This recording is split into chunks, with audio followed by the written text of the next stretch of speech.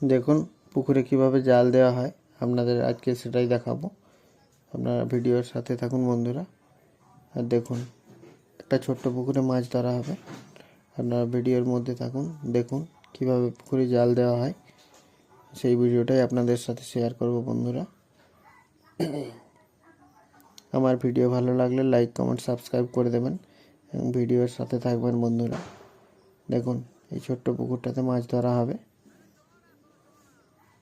দেখুন ছোট্ট পুকুর।